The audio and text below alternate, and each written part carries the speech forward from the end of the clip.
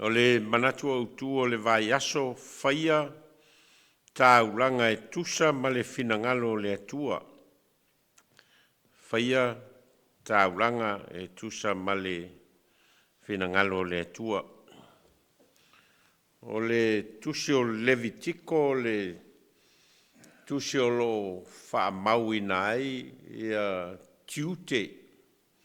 Mga luenga wha tino le o Israelu I le ola whaitauranga, lo lato wola whaleanganga, lo lato wola tāpuai le atua, ma mea lato te whaia I to tonu o le li o le malu malu, ia po le whale tāpua. O whaatinonga umala wha le tāpua inga o leo lo wha matalaina I le tusi leo Levitiko. Lea lao o lo a mata le mta upmomoa o le tusi o Levitiko I le wha matalaina o le whainga o le tauranga. Ma e fōlinga mai o le ola whaitauranga o tangata Israelu. O le awala lea ua wha tonu mai e le atua e tusa ma le ola wha whetai. Ma le ola vivi le atua no ana whamanuianga o fōa I mai mō lātou. Ese la ia whainga o tauranga e whai e tangata Israelu. Tauranga o urua I fua o lātou selselenga. O tauranga e fōai mō whanau mua fo ina mai e le atua mō lātou. O tauranga e whaia o no le olanga sala o le nu. Ese la ia tauranga e whaia e le nu o Israel. Ai fōlinga mai o le tele o lātou tauranga o tauranga e whaia I manu. Mai o tauranga foi e whai e susunu I lunga o le whata whai tauranga e whai loa ai lo lātou ofo ina atu o mea mō le atua. E o lātou teletonunga o a lātou tauranga ma le manongi o lātou tauranga e whoa I atu I le atua e sila fia e le atua. Talia e le atua ia tauranga. Ai fōringa mai fōi o le soi fua whai tauranga o tangata Israelu e le I whato a mata ina I le tusi o Levitiko. Pe on tātou loa whainga tauranga kaino mā pelu o lo a mata ia le tusi o Kenese ma le whainga o la tauranga sa whai. Fōringa mai lao le soi fua whai tauranga o se vāenga o le whātua tuanga o tangata whātua tua I le atua I mea lātou te fōa ina I le atua. Mai o fōringa mai e whapena fōi le ngāsolonga mai o le soi fuanga o tangata Israelu. Lea laua whamatala I le vāenga o le tusi le tātou whaitauina. Ia le whainga o le tauranga mū. Tauranga uofo I nātu. Ia ona o se manu o whaonga ino, se povi po se māmoe. Ia ua tāpena e whai ai le whainga tauranga. O lea lai e au ili mai le whainga o tauranga.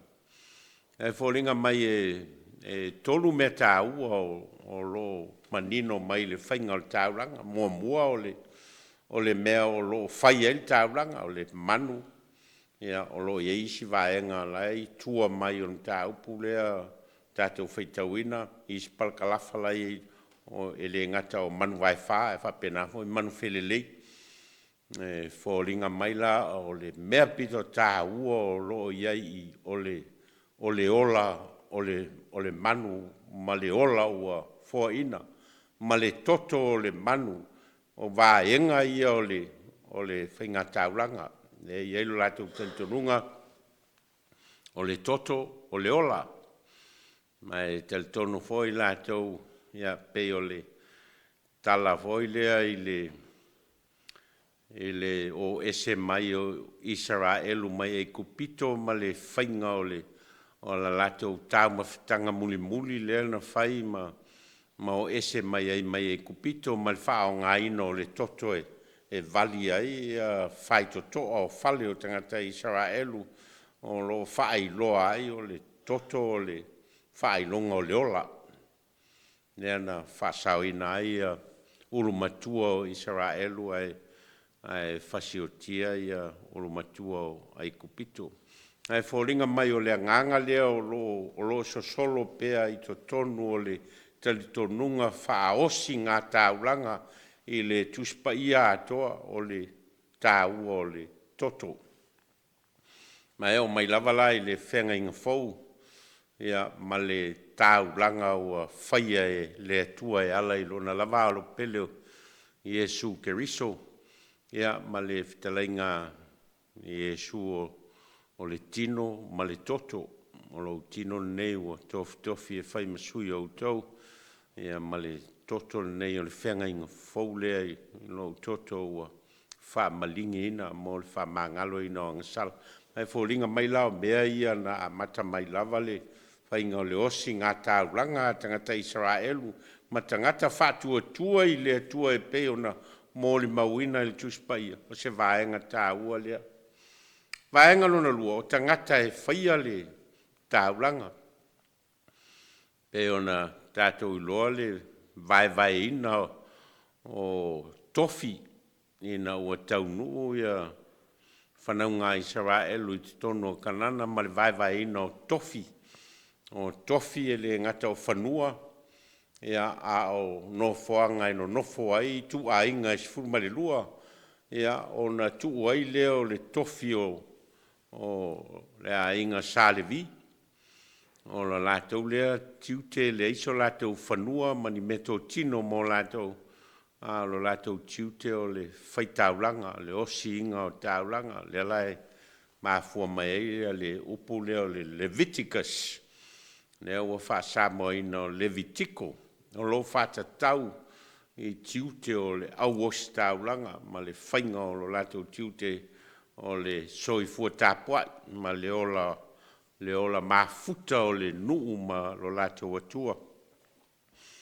Melo na tolu o le mafuaanga o le taulanga, le mea o whaia le taulanga, pei o nau tāua o taulanga whawhetai, o fua o urua i fua o latou whatoanga, o sia latou taulanga e fōai mea i le atua, ia po le se taulanga o whaia o no le angasala, stangata ua angasala, o whaile o taulanga lo manino la le vaenga lea o le soifua whai taulanga o tangata Israelu i le atua. Mai whai mai fua o latou wola ngalulue, o le whainga o latou whatoanga ma latou la fumanu, ma tau lia foi o leisi le mea sa fola i le atua i a Israelu, pe a o ina o i te tonu o kanana, o le mea o lo iai le suasusu ma le mele. Le mea foi fōa ia i lātou ia fua o whatoanga o la fumalu o mea tua iai lo lātou ola. O le vaenga tā ua la o le ola whaitaulanga, o le toi whafo inga e le tangata o lana whawhetai. Ma lana whamanui le atua i meu fōa i mai e le atua mo i lātou. Fōringa la o le tāua lea o le whe au o lo au mai i le ngāluenga whaitaulanga le tangata o lana tali i le atua ona o ana whamanuianga fōa i mai mo ia. Aina ua alu le soifua o si whenga inga o Israelu ma le atua ma ua o atu le vaitau o perfeta on tātou loai lea o le suinga o le whamamafa i lunga o le whainga o tāuranga mai manu. mai mea ai, a ua se le whamamafa le tuspa ia ma le vai tau o perofeta i le suinga o le loto ma le anganga o le tangata o le tauranga sili le i le sila le atua. Na le pe ona tātou loa le teimi o perofeta, Hosea, ma Mosa, e o mai la le teimi o Mika o lo iai la le suinga lea, ua le o whamamafa ina le tūlanga tauranga mū, ma tauranga o mea ai, o nei fōringa mai e ui na whai tauranga tangata Israel. A o lato wāmio e leo ni tangata e le leia lato wāmio. O soli tu la fono le tua ia maua malepe lepe le whea ngainga osi le vao o le tua ma tangata Israel.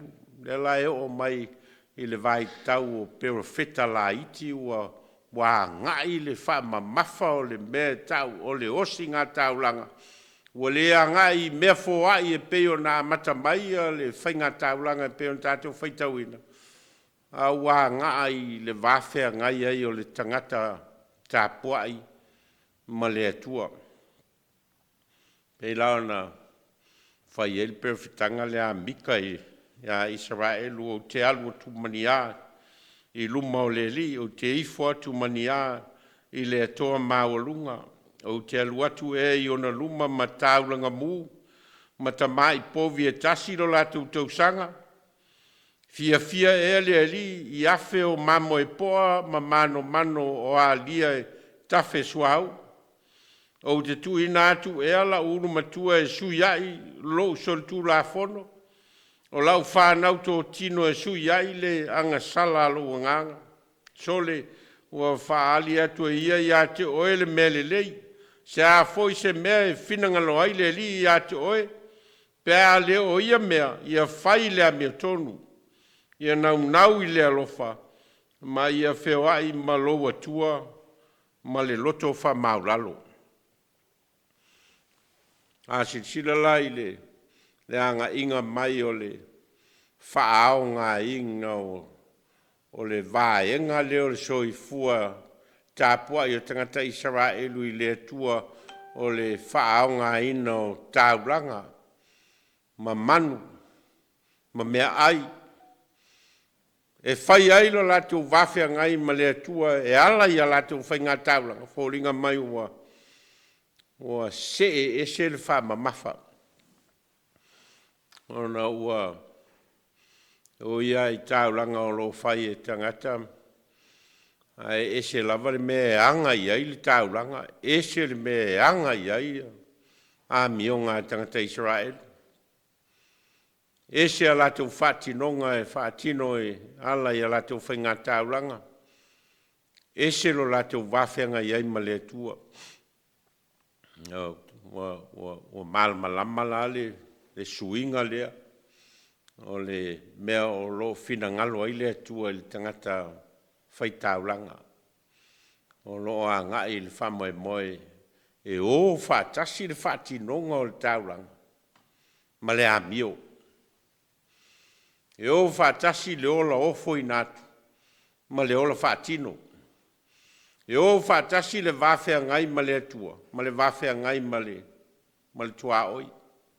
Ai fōringa mai o le wāwa ai e tangata Israelu i le whainga o tauranga a whai au a whai atu le tauranga o uma, ia o uma o lau o uma o na whātino le mea i le atua. Ai lea whaina tere o lātou wāwhea ngai ai. Ai na wā matao na sui le a mio a tangata Israelu. Ma mafa foi e perofeta le mea e tau o le taulanga moni luma o le atu le lai. E ona tātou whalongo ai le moni maua le perofeta o Mika tangata Israelu. E leo le meta ua o taulanga. Leo le meta ua o manu. E o lava i se mea te fua ia o lau lava whanau moni. Ai a whai e le wawhea ngai o le tangata ma le atua ta tau na o whātasi le ola fōai. ma le ola whaatino i le wā, ma le uso, ma le wā, ma le tua oi. Me ia o lo nau le tua ia i le ola whaitaulanga. Mai o le wha moe lea i le suinga a toa e o mai lava le teime o le a fio mai o Yesu Keriso.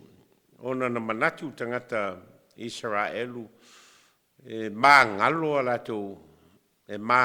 latou anga salai la latou whaitauranga. E mā ngalo ia lo latou wāwhea ngai ma lea tua i lo latou tausia o tū la fono.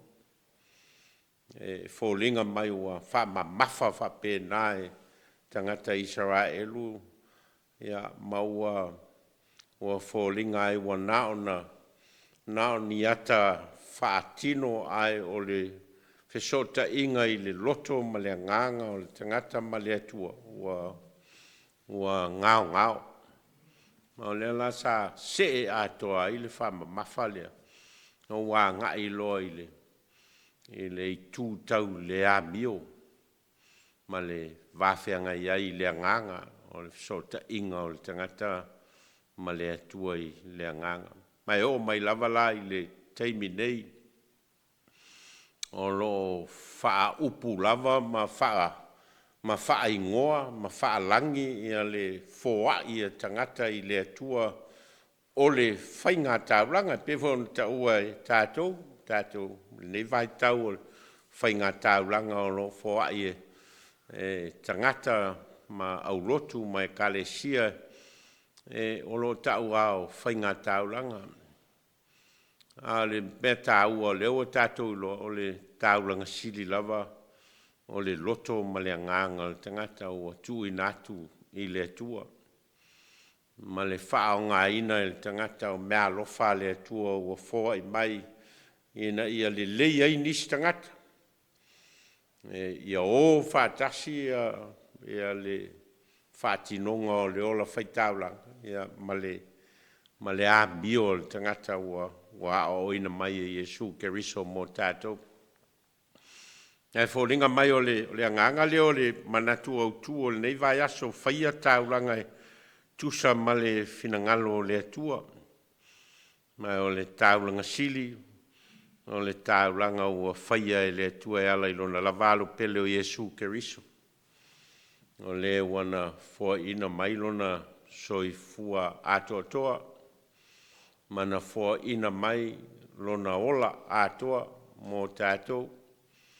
Ia mauana au maia whaatasi ma le mauti noa o le mea e taunuu iai le tangata whaatuatua ia Yesu Keriso ma lona soifua ofo ina mai e iu i le mafutanga tū mau le tangata whaatuatua i le malo o le atua o saunia e lona la valo pele o le se senga la ia o le tūlanga o le tātou whaita wai ma whainga tāulanga o lo whaonga tangata Israelu le amatanga mai o lo lato wola whaita tāulanga o le whaonga ina o manu e whai eila lato whaita tāulanga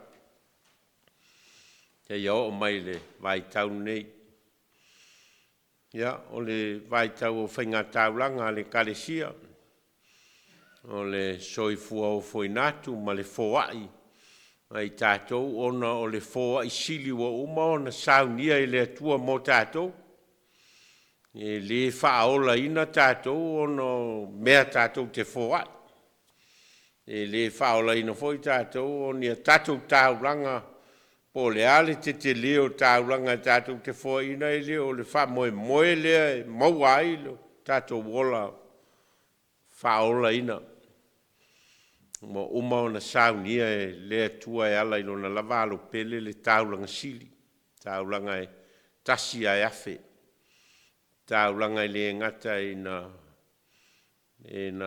whamangalo ina ai tātou teitoa tasi. Ai whapena foi le lololangi atoa saunia lea tua le taulanga lea. Le isi mea e whaia e tātou te le whaalua ina foi. Le taulanga ua whaia e le atua ilona lavalo pele. Ona o lona lofa tū noa i ai tātou. o le tangata na whaia e le atua i lona lava whātusa. O toi sa ili mai le atua ina ia wha mangalo ina i tātou. Mo le maua apostolo iane au au whapea lava o nā lofa mai o le atua i le lorangi o iau mai e lona tali e tō tasi na ia le whano se tasi e whātua tua i a te ia. Ia maua e ia le o lai whawavau. E leo tau langa la, ma mea tātou te fōa ia. Ai o le alofa tū noa o le atua o whaalia, lona lava alo pele. O tātou whainga taulanga, o taulanga o le whawhitai, taulanga o le nganga whamanu, o le taulanga e whai loa ai le loloto o le mea o loo i ai le nganga o le tangata mō le atua. Ai leo ni taulanga e mau ai se whao le tanga o i tātou, uma o na whai e Jesu whao le tanga. I lona maliui lunga o le sātau o malona toe soi fua manu malo mai leoti ma le tunga mau o i nae mau ai le ola whawavau mo i tātou.